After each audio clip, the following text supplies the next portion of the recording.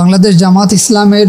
Logo পরিবর্তনের বিষয়কে কেন্দ্র করে আলোচনা সমালোচনা হচ্ছে ব্যাপক। যারা সমালোচনা করছেন আমি তাদেরকেও ভালো বলছি, যারা আলোচনা করছেন তারাও আমাদের কাছে সম্মানের। দেখুন, জামাত ইসলামের লোগো পরিবর্তনের সবথেকে বড় যেই কারণ তারা উপস্থাপন করেছে যে আগের লোগোতে আল্লাহ শব্দটা ছিল এবং আকিমুদ্দিন কোরআনের একটি আয়াত ছিল, সেটাকে পরিবর্তন করা হয়েছে। কিন্তু বাস্তবিক অর্থে আমরা যেটা বর্তমান লোগোতে দেখেছি, আমার কাছে মনে হয়েছে বর্তমান সময় উপযোগী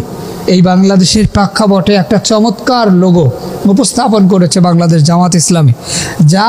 অনেকগুলো বিষয়কে নির্দেশিকা দেয়। এক নম্বরে লোগোর মধ্যে তাকালে সবথেকে চমৎকার যে বিষয়টি দেখা যায় সেটি হলো সাদা একটি ক্যালিগ্রাফিতে একটি কলম দেখা যাচ্ছে, কিন্তু বাস্তবে এই কলমের মধ্যে একটা ক্যালিগ্রাফি সিস্টেমে আল্লাহ সুবহানাহু ওয়া তাআলার নামকে উপস্থাপন করা হয়েছে এবং সেই নামের তাৎপর্য এভাবে উপস্থাপন করা হয়েছে যে এক কলমের মধ্যে, মানে এক আল্লাহ তাআলা যে কুল হু আল্লাহু আহাদ, আল্লাহ যে এক, সেই একত্ববাদ তাওহীদের ঘোষণা এই এক কলমের মাধ্যমে দেওয়া হয়েছে এবং তার মধ্যেই ক্যালিগ্রাফি করে আল্লাহ শব্দটা লেখা হয়েছে আল্লাহর একত্ববাদ ঘোষণা করবার জন্য। এরপরে এই কলমটা এমনভাবে রাখা হয়েছে যার নিচেই অংশ বিশেষ একটি পবিত্র কোরআনের ছবি আর্ট করা হয়েছে। যারা বলছেন আকিমুদ্দিন অর্থাৎ এই আয়াতটা বাদ দিয়ে কেন এই ছবিটা দেওয়া হলো, তারা কি বোকার স্বর্গে বসবাস করছেন আমি জানি না। কোরআনের এই লোগো আকিমুদ্দিনের থেকেও দামি আমার কাছে, কারণ যেখানে একটি আয়াত সংযোজন ছিল সেই জায়গাটাতে গোটা কোরআনই সংযোজন করে দেওয়া হয়েছে। অর্থাৎ এটা দ্বারা বোঝানো হচ্ছে যে আগামীর বাংলাদেশে যদি বাংলাদেশ জামাত ইসলামী নেতৃত্ব পায় তাহলে তারা কোরআনের আলোকে বাংলাদেশকে পরিচালনা করবে। শুধু তাই নয়, এই লোগোর পাশাপাশি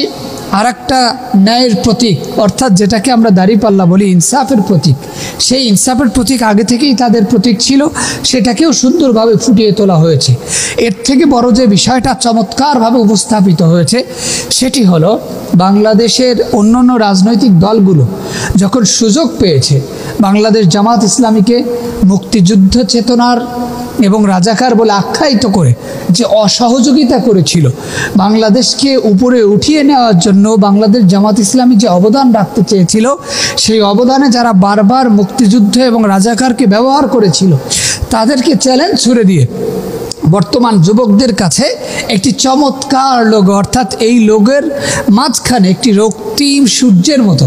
বাংলাদেশের পতাকার মাঝখানে যে লাল আভাটা সেটা তৈরি করা হয়েছে এবং পুরো লোগোটাকে সাজানো হয়েছে সবুজ কালির উপরে, সবুজ কালারের উপরে, অর্থাৎ পুরো পতাকাটা সবুজ এবং